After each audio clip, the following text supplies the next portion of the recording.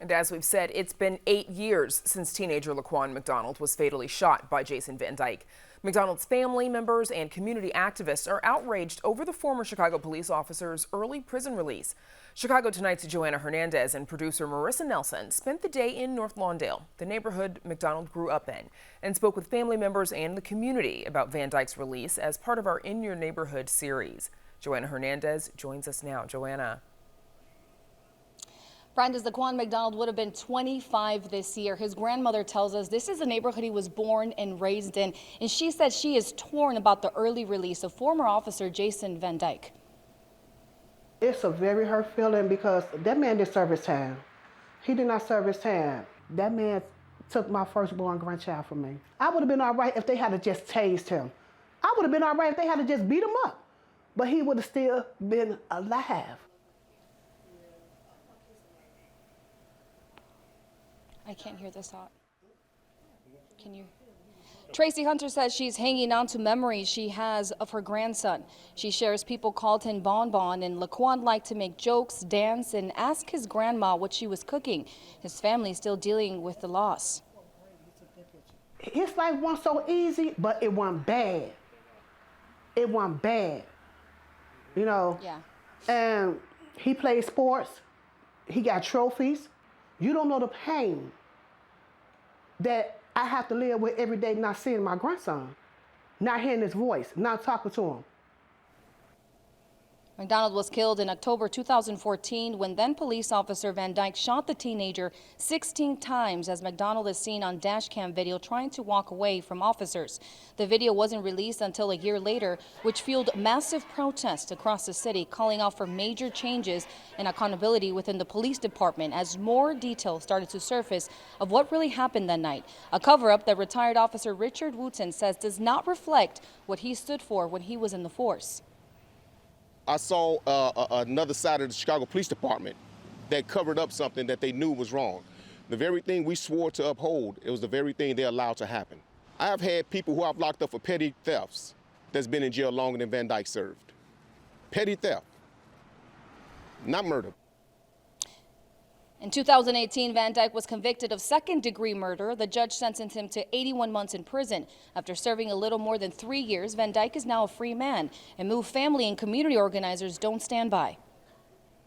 I want the people of Chicago and people across the nation to know that we're not just raising alarms about this now. This is not new for us. The moment that he was sentenced to 81 months in prison, we rang the alarms to the Department of Justice. We demanded that he be charged on a federal level. Today, community members joined some members of the McDonald family in front of Federal Plaza for a news conference and a rally in hopes that U.S. Attorney hears their pleas to press civil charges against Van Dyke. A resident of Lawndale, the neighborhood Laquan was raised in, shares it's the right thing to do. It's the point of how many times he shot that boy. Now, when us shoot somebody 16 times, they'll give us 60, 70 years. But him, he only got 6 years, and he didn't even do the whole 6 years. So I figure they should keep going. It's not fair. However, Reverend Marvin Hunter, pastor of Grace Memorial Baptist Church, also the great uncle of McDonald, does not think federal charges is the right move at this point. Time and the place to fight this matter is in the courts and in Springfield where the laws that govern it is at, okay? And I think that that's what needs to happen for us. Listen, if Jason Van Dyke gets 1,000 years, it will not stop me as a black man from being mistreated by police officers that have biases against me because of the color of my skin. In order to change that, I must change the laws that embolden him to be able to do that. Big political names like Reverend Jesse Jackson and Congressman Bobby Rush have supported the McDonald family, but Reverend Hunter warns filing federal charges could set a dangerous example. Chicago is the wrongfully convicted capital of the world. We have more people wrongfully convicted in this city than any other place in the world. If they set this precedent, can you imagine being in prison and being a black man in this country and trying to get out after serving your time, and some prosecutor says, oh, He was not a nice guy when he was a kid, and so I want to retry him federally to get him more time. You get it? This is a dangerous precedent that they're setting. McDonald's grandmother, however, seeks further justice for the death of her grandson. So why I can't get justice for my grandson? I'm going to keep speaking out. I'm going to keep letting my voice be heard until federal charges come against Jason Van Dyke.